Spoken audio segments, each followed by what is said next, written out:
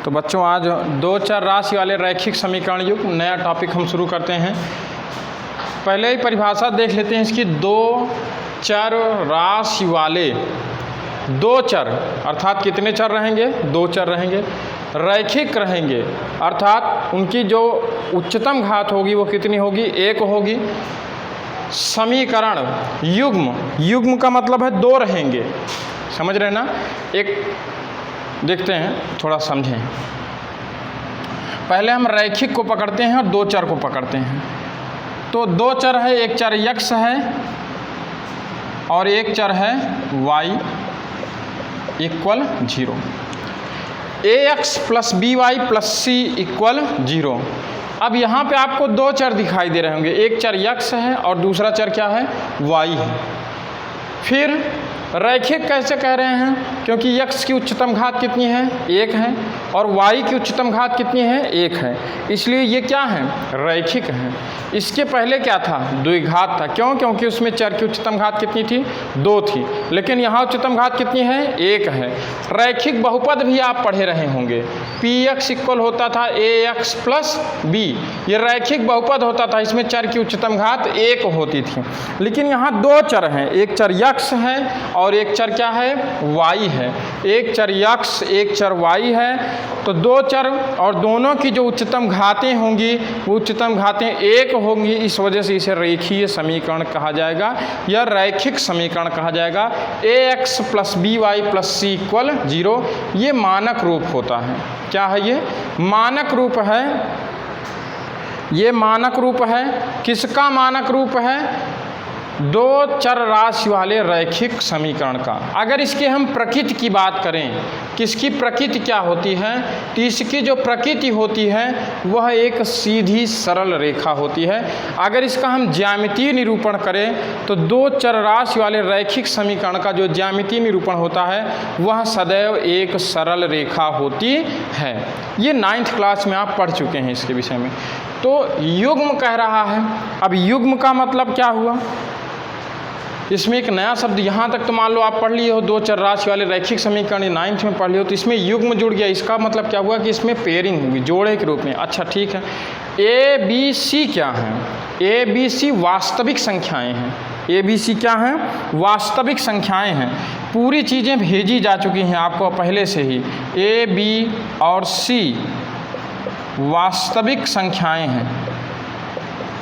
वास्तविक संख्याएं क्या होती हैं? वास्तविक संख्याएं परिमेय तथा अपरिमेय संख्याओं का जो कुल समुच्चय होता है उसे हम वास्तविक संख्या कहते हैं।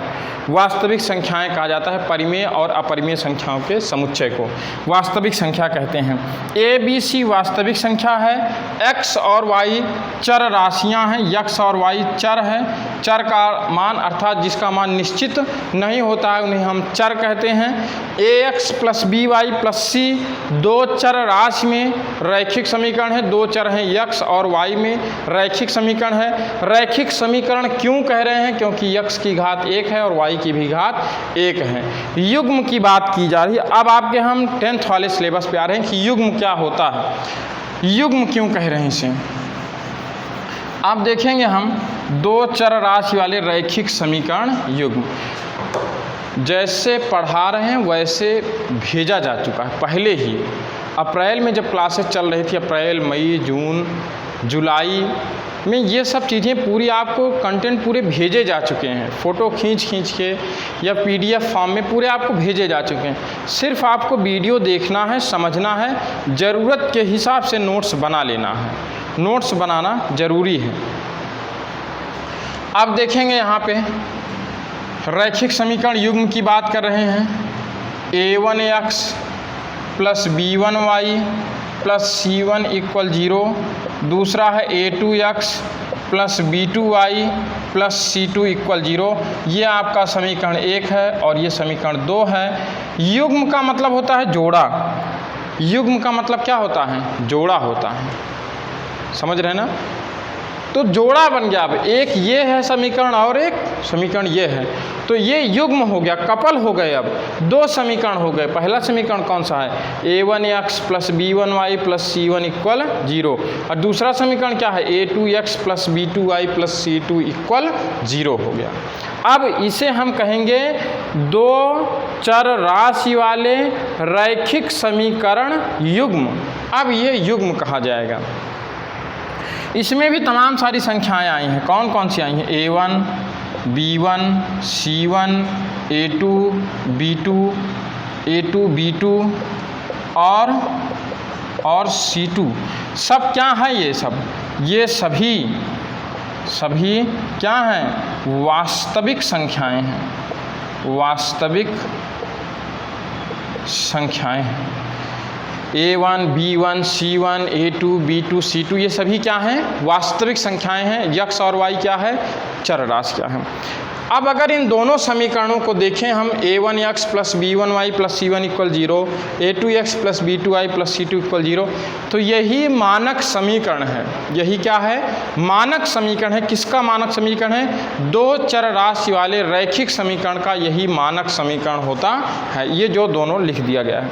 अब देखें समीकरण का हल क्या होता है। अब हम दो चर राशि वाले रैखिक समीकरण से हट के केवल थोड़ी देर समीकरण की बात करेंगे कि समीकरण क्या होता है और समीकरण का हल क्या होता है। समीकरण का हल मतलब चर राशि x तथा y, चर राशि x तथा y के वह मान जिनके लिए LHS और RHS दोनों सत्य हों, संतुष्ट हो जाएं। अर्थात LHS किसके बराबर हो जाए, RHS के बराबर हो जाए। चर राशि के जिस मान के लिए LHS और RHS दोनों आपस में बराबर हो जाते हैं उसे ही हम उस समीकरण का हल कहते हैं। ठीक है। अब जब आप 9th क्लास में पढ़ रहे थे और आपको एक समीकरण लिख दिया जा रहा था, ऐसे मान लेते हैं समीकरण लिख दिया जाता 4x प्लस 3y इक्वल 7 या समथिंग कुछ भी लिख देते हैं, तो पूछा जा रहा था कि इस समीकरण के कितने हल हैं, तो आप तुरंत कह रहे थे कि सर इस समीकरण के अनंत हल होंगे। x की वैल्यू रखेंगे हम, y की वैल्यू निकालते जाएंगे। x की अनंत वैल्यू रख सकते हैं और y के अनंत वैल्यूज़ हम निकाल सकते हैं। लेकिन यहाँ युग्म नहीं था, यहाँ क्या है, युग्म है। कंडीशन इसमें बदल जाएगी। अब देखें कंडीशन, समीकरण का हल आप समझ गए होंगे ना कि चर राशि के वह मान जिनके लिए LHS और RHS दोनों आपस में बराबर हो जाते हैं, अर्थात समीकरण का दायां पक्ष बाएं पक्ष के बराबर हो जाता है, उसे ही हम समीकरण का हल कहते हैं। अब देखें कुछ और चीज़ों को देख लेते हैं हम थोड़ा सा। अब हम इन दोनों की बात करेंगे, a1x plus b1y plus c1 और a2x plus b2y plus c2 equal 0। इनके समीकरण के कितने हल हो सकते हैं। यहाँ दो समीकरण हैं, ठीक है ना। इन दोनों के कितने हल हो सकते हैं, इस विषय पर हम चर्चा करेंगे। तो इन दोनों के अद्वितीय हल समझेंगे, अद्वितीय हल या अनंत हल या कोई हल नहीं हो सकता है। तीन कंडीशन बनेगी, या तो अद्वितीय हल प्राप्त होगा, या बहुत सारे हल प्राप्त होंगे, या हल ही नहीं प्राप्त होंगे। बात समझ रहे हैं ना। अभी हम इनका ज्यामितीय निरूपण आपको बताएंगे, ज्यामितीय निरूपण में समझाएंगे कि क्या होता है। आपको एक चीज़ अच्छे से याद रख लेना है, जैसे ही हम बताए थे, जैसे ही लिखे थे ax plus by plus c equal 0, तो तुरंत बताए थे कि इसकी प्रकृति एक सरल रेखा होती है। अर्थात ये भी एक सरल रेखा होगी ज्यामितीय निरूपण में, और ये भी एक सरल रेखा होगी ज्यामितीय निरूपण में। दोनों ही एक सरल रेखाएं होंगी ज्यामितीय निरूपण में। तो ठीक है, अब हम थोड़ी देर बाद अभी समझेंगे उसको। यहाँ समझ लेते हैं क्या है ये अद्वितीय हल। फिर क्या है अनंत हल, फिर क्या है कोई हल नहीं। अद्वितीय हल का मतलब दोनों समीकरणों को हल करेंगे, x और y का एक यूनिक मान मिलेगा। अद्वितीय अर्थात दूसरा मान और कोई नहीं हो सकता, सिर्फ और सिर्फ एक ही मान होगा चरराशि x और y का, जो दोनों समीकरणों को संतुष्ट करेगा। समीकरण 1 को भी संतुष्ट करेगा और समीकरण 2 को भी संतुष्ट करेगा, उसे हम कहेंगे अद्वितीय हल।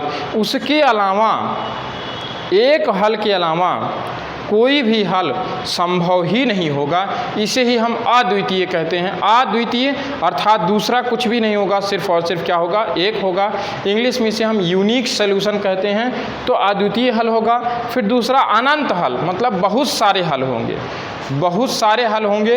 इसका मतलब क्या हुआ कि दोनों लाइनें एक दूसरे पर कोलैप्स कर जाएंगी। फिर तीसरा है कोई हल नहीं, इसका मतलब दोनों का कोई हल ही नहीं संभव होगा। इसमें क्या होगा कि दोनों जो लाइन खींची जाएंगी वो समांतर चली जाएंगी, एक दूसरे को कहीं भी प्रतिच्छेद नहीं करेंगी, तो उसे हम कह देंगे इसका कोई भी हल संभव नहीं है।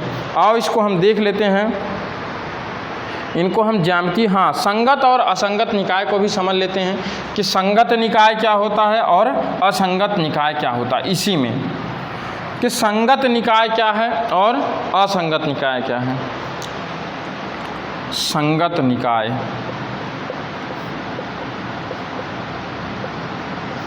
केवल ये आपको परिचय बताया जा रहा है। किसका परिचय बताया जा रहा है? दो चर राशि वाले रैखिक समीकरण युग्म का। संगत निकाय और दूसरा होता है असंगत निकाय, ठीक है ना। संगत निकाय और असंगत निकाय। संगत निकाय का मतलब हुआ कि दो चर राशि वाले रैखिक समीकरण का एक संगत निकाय होगा।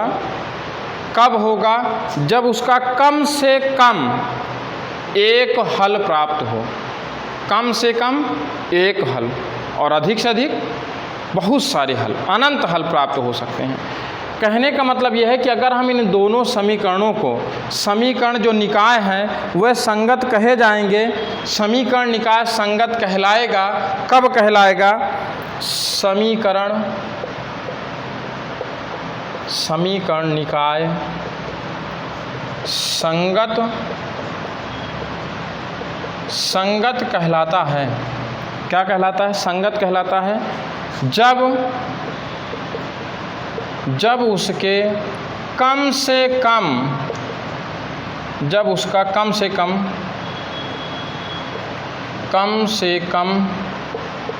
एक हल प्राप्त हो।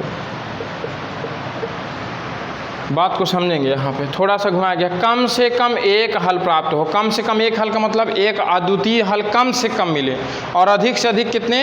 अनंत हल मिल सकते हैं। कितने हल मिल सकते हैं? अनंत हल। भाई कम से कम एक कह रहा है ना, तो अधिक से अधिक दो भी मिल सकते हैं, तीन भी हो सकते हैं, चार भी हो सकते हैं, 5, 20, 25, लाखों हो सकते हैं, अनंत हल हो सकते हैं। मतलब यह है कि समीकरण निकाय संगत होगा दो कंडीशन में। कौन कौन सी दो कंडीशन में? एक अद्वितीय हल वाले में होगा और दूसरा होगा, दो कंडीशन में होगा संगत। एक अद्वितीय हल जब प्राप्त होगा, अद्वितीय हल, और दूसरा होगा अनंत हल। इन दोनों कंडीशन में, अद्वितीय हल और अनंत हल, इन दोनों ही कंडीशन में जो मान होगा वो संगत होगा। समझ में आ रही होगी बात आपको?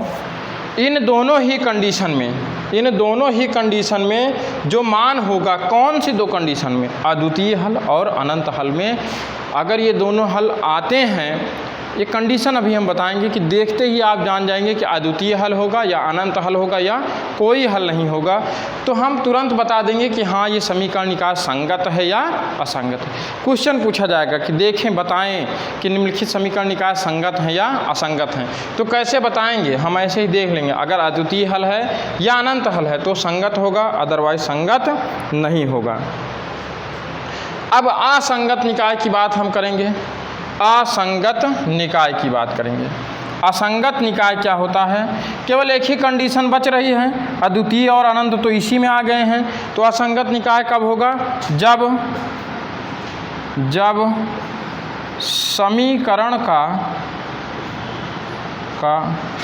कोई हल नहीं होता, जब समीकरण निकाय का कोई हल नहीं होता तो उसे हम कहते हैं असंगत निकाय है।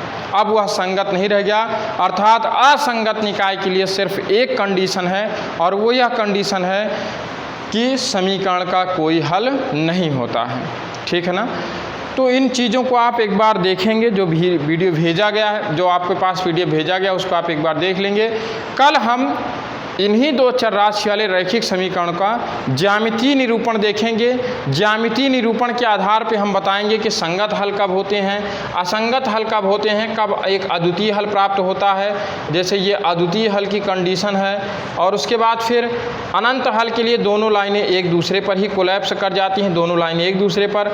और तीसरा हल होता है कोई हल नहीं के लिए कि दोनों लाइनें समांतर चली जाती हैं। इन विषयों पर कल हम चर्चा करेंगे। कल हम आपको प्रतिबंध बताएंगे कि कैसे देखते ही जान जाएं कि समीकरण का अद्वितीय हल होगा या कोई हल नहीं होगा या अनंत हल होंगे। आज के लिए इतना ही, धन्यवाद।